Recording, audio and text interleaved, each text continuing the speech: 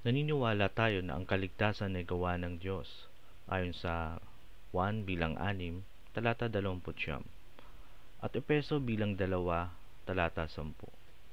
Hindi dahil sa ating mga ginawang mabuti upang ang sinuman ay huwag magmapuri sa harapan ng Diyos.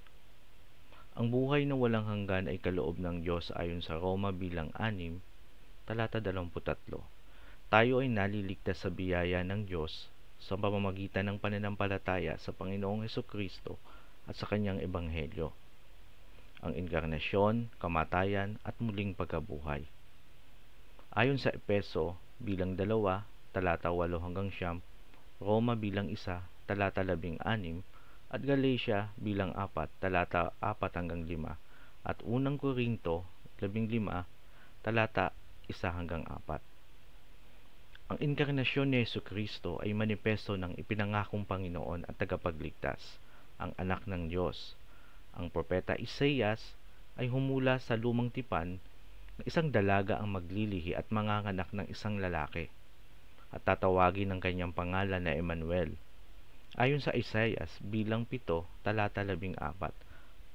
At nangyari ang bagay na ito ayon sa Mateo 1, talata 22-23, na siyang Kristo, ang Panginoon at tagapagligtas ayon sa Lucas 2, talata 11, na ang pinanggagalingan ay mula pa ng una, mula ng walang hanggan, ayon sa Mikas 5, talata 2, at 1:1, talata 1-2 at 14. Ang anak ng Diyos na may buong pamamahala, ayon sa Isaias 9, talata 6. Ang kamatayan ni Jesucristo, ang kanyang katawang inihandog at dugong dumaloy sa krus ng Kalbaryo, ay naging minsan at magpakailanmang haing pantubos para sa kapatawaran ng kasalanan at pag-aalis ng kamatayan. Ayon sa Hebreo 10, talata 10 at 14, at Hebreo 9, talata 12, at ikalawang Timoteo 1, talata 10.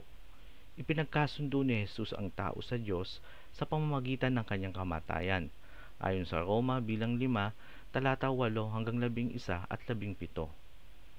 Ang muling pagkabuhay ni Jesucristo ay isang patunay ng kanyang pagkadiyos at katiyakan ng kanyang pangakong walang hanggang buhay.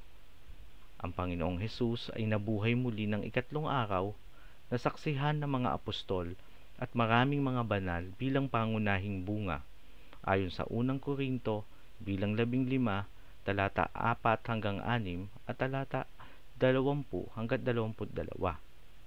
Siya ay umakyat sa sangkalangitan at naupo sa luklukan ng pamamahala, ayon sa Epeso 1, talata 20-22.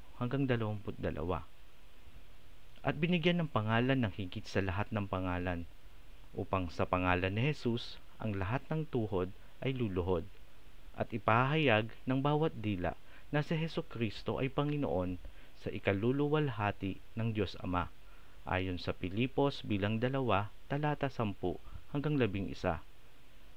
Tandaan, tayo ay naliligtas sa biyaya ng Diyos sa pamamagitan ng ating pananampalataya sa Panginoong Jesucristo at sa Kanyang Ebanghelyo.